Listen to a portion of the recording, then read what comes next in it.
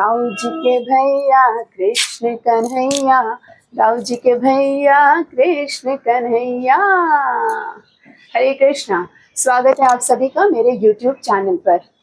तो 19 अगस्त को मनाया जाने वाला है बलराम जी का आविर्भाव दिवस।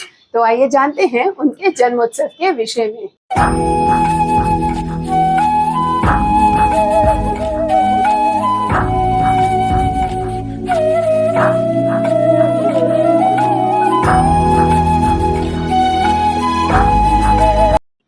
हरे कृष्णा।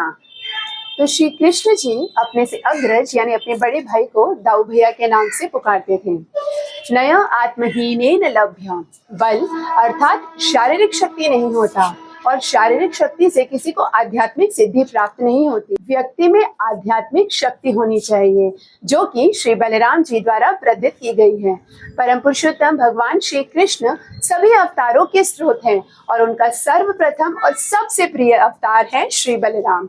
श्रावण मास की पूर्णिमा को बलराम जी का आविर्भाव दिवस के फल स्वरूप हम श्री बलराम पूर्णिमा का उत्सव मनाते हैं। भगवान श्री कृष्ण को प्राप्त करने का सबसे सरल उपाय है उनकी भक्तिमय सेवा, जिसकी शिक्षा हमें श्री बलराम जी की कृपा से और एक परमाणिक गुरु का आश्रय लेने से प्राप्त होती है। भक्ति में लगे रहने का आशीर्वाद हमें सबसे पहले मांगना चाहिए एक गुरु से, गुरु परंपरा से और आदि गुरु से, जो हैं श्री बलराम। और ये बलराम जी देवकी मैया के 7वें पुत्र हैं, जिनके तुरंत बाद भगवान श्री कृष्ण आते हैं।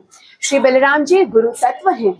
समझने का तत्व यहाँ यह है कि देवकी मैया को भी भगवान श्री कृष्ण की प्राप्ति तब तक नहीं हुई थी जब तक उनके जीवन में श्री बलराम जी नहीं आए थे।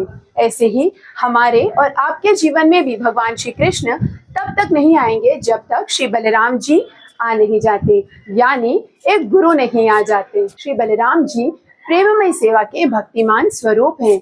वे भगवान श्री कृष्ण की सेवा 5 रसों में करते हैं, उन्हें प्रसन्न करते हैं। वे गुरु तत्व हैं, सभी गुरु के आदि गुरु हैं और हमें यह सिखाते हैं कि भगवान श्री कृष्ण की सेवा किस प्रकार करनी चाहिए। तथा बलराम जी का नाम बलराम जी इसीलिए रखा गया क्योंकि वे सभी बलों के स्रोत हैं, बल देते हैं।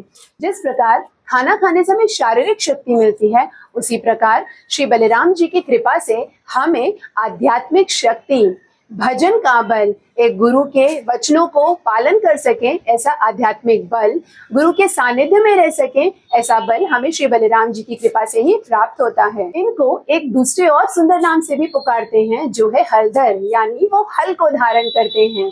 इसका महत्व यह है कि वे गुरु तत्व को समझाते हैं।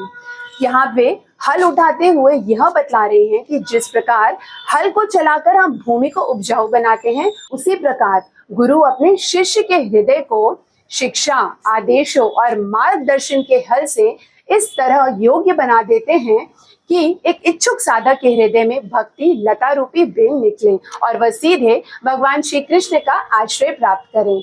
हमारे आचार्यगण इस हल का एक और अर्थ भी बतलाते हैं कि इन हलदर के पास हमारी सभी समस्याओं का समाधान है। तो जीवन में यदि कोई भी समस्या हो, कोई भी परेशानी हो, तो आप निसंकोच आश्रय लें हलदर श्री बलराम जी का। यदि मुझसे कोई पूछे कि बलराम जी कौन है, तो मैं यही कहूंगी कि बलराम जी भगवान श्री कृष्ण की इच्छा शक्ति का स्वरूप है।